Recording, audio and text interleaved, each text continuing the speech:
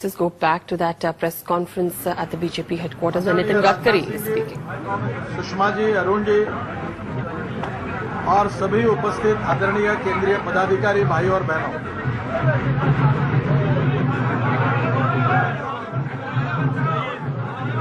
मुझे आज सही में आपके सामने क्या बोलना चाहिए, इसमें मेरा मन संभ्रमित है।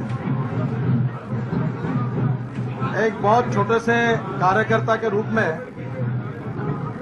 इमरजेंसी के बाद मैं पार्टी का कार्यकर्ता करके काम कर रहा था और विद्यार्थी जीवन से इमरजेंसी आई जब मैं महाविद्यालय का विद्यार्थी था। पोस्टर चिपकाने का और दीवार पर लिखने का काम मैंने किया और विद्यार्थी परिषद में काम करते करते आगे भारतीय जनता पार्टी में कार्य करने की शुरुआत करने का मौका मुझे मिला। आज की स्थिति में तो मैं ये महसूस कर रहा हूं कि जिनको मैं अपने आदर्श मानता हूं, जिनके नजदीक जाकर बात करने का भी धाड़स नहीं बना सकता, ऐसा हृदय में जिनके बारे में स्थान है, ऐसे अटल जी और आडवाणी जी, जिस स्थान पर बैठकर जिन्होंने हमको मार्गदर्शन किया है, उस स्थान पर मुझे आज पार्टी ने बिठाने का जो निर्णय किया है, इसलिए स्वाभाविक रूप से मेरे मन की प्रतिक्रिया यह है कि कितनी बड़ी जिम्मेदारी है और मैं इसको कैसे संभाल सकूंगा।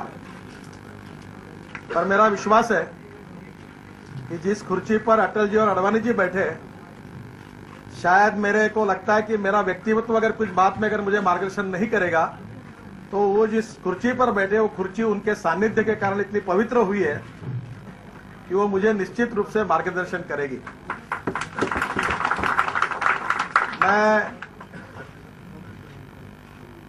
आज जब दिल्ली में आया तो पिछले 5 साल में कभी मैंने दिल्ली की रात नहीं देखी।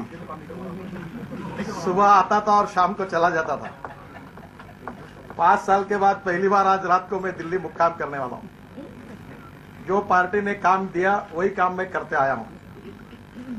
मेरे भी जीवन में बहुत कठिनाई के प्रसंग आए थे, पर मंत्री था तब अनेक काम ऐसे आए थे कि जो बहुत कठिन थे। पर एक बार मुझे पूछा गया कि आप ये काम कैसे करोगे, तो मैं सहज, क्योंकि पैसे भी नहीं थे, एक्सप्रेस हाईवे मुंबई पुणे का काम चल रहा था, तो मैंने कहा था कि if there is a will there is a way, and if there is no will there is only survey, discussion, seminar, committee, sub committee and research group.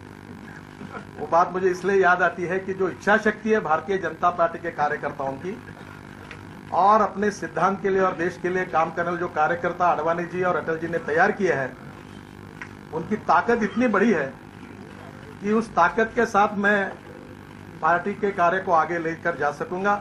आज कोई ज्यादा बोलने का वक्त नहीं है। राजनाथ सिंह जी का मैं बहुत ऋणी हूं। वो जब जनता युवा मोर्चा के अध्यक्ष बने थे और नागपुर आए थे, तब प्रकाश जी, तब मैं एक छोटा कार्यकर्ता युवा मोर्चा का था नागपुर में, और उन्होंने मुझे बहुत स्नेह दिया और उनके तरफ से मैंने जिम्मेदारी ली। उन्होंने बहुत अच्छा काम किया है और आज उन्होंने मुझे इस पद के लिए जिम्मेदारी मेरे ऊपर सौंपी है। मैं तो आडवाणी जी को, राजनाथ सिंह जी को, सुषमा जी को, अरुण जी को, वेंकैया जी को और हमारे सभी प्रमुख नेताओं को विश्वास देना चाहता हूं कि मेरे हाथ से ऐसा कोई काम नहीं होगा जिसके कारण आपको कभी ऐसा लगेगा कि गर्दन झुक जाएगी। ऐसा कोई काम मेरे हाथ से नहीं होगा।